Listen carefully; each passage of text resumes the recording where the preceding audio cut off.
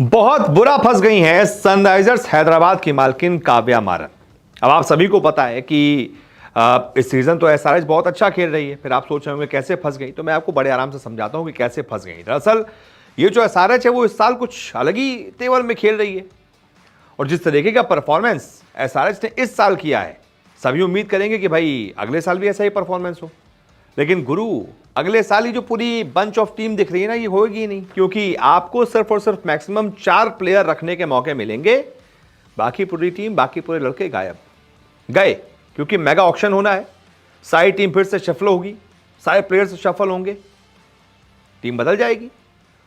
तो बुरा इसलिए फंस गई हैं क्योंकि इसी साल 20 करोड़ से ज्यादा देकर पैट कमिंस को खरीदा था। पैट कमिंस ने बड़ी मुश्किल से एक बैलेंस टीम बनाई, बढ़िया बल्लेबाज, बढ़िया मिडिल ऑर्डर, अच्छे फिनिशर, अच्छे स्पिनर और अच्छे पेसर। लेकिन अब टीम टूट जाएगी। तो कौन से वो 4 प्लेयर होंगे जिनको एसआरएच और काव्या मारन रिटेन कर सकती हैं या रिटेन करेंगी, इस पर जरा बात कर लेते हैं। और इसी को लेकर सबसे ज्यादा पेच फंसा हुआ है। फंस इसलिए गई है क्योंकि एक तो टीम बनाई, वो टीम टूट जाएगी, और दूसरी बात, ज्यादा से ज्यादा 4 प्लेयर ही रख सकते हैं। तो इतने सारे प्लेयर्स में से वो 4 प्लेयर कौन होंगे, इसको लेकर माथापच्ची जा रही है। लेकिन इसमें मैं आपको एक एक करके खिलाड़ी बताता हूं।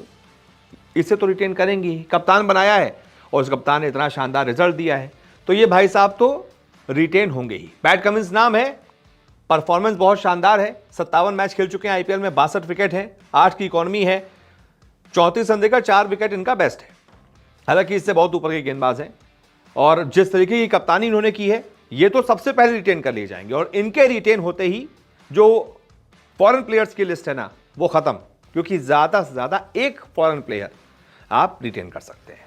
अब यहां गए, अब सिर्फ इंडियन, तो उसमें सबसे ऊपर अभिषेक शर्मा का नाम है, क्योंकि इस सीजन अभिषेक ने जिस खौफनाक तरीके की बल्लेबाजी की है, उसने सामने वाली टीमों में खौफ भर दिया है। यार, सामने से अभिषेक आएगा, सामने ट्रेविस हेड होगा, क्या होगा। और हर मैच में लगभग इन्होंने स्कोर किया है। ये देखिए, इस साल आईपीएल 2024 में 15 मैच में 482 रन, 34 का एवरेज, और ये देखिए 207 का तूफानी स्ट्राइक रेट। क्या बल्लेबाजी की है, हर मैच में स्कोर किया है और मजेदार स्कोर किया है। गजब की हिटिंग की है, जिसको कहते हैं। 350 ठोक चुके हैं, और जब मौका मिला गेंदबाजी का सबसे बड़े मैच में, राजस्थान रॉयल्स के खिलाफ जो क्वालिफायर था, उसमें इनको गेंदबाजी का मौका मिला, भाई साहब ने ये वाला कॉलम भी खोल दिया, विकेट भी ले लिया, ऑलराउंडर प्रदर्शन। तो इनको तो रिटेन किया ही जाएगा। 2 प्लेयर हो गए।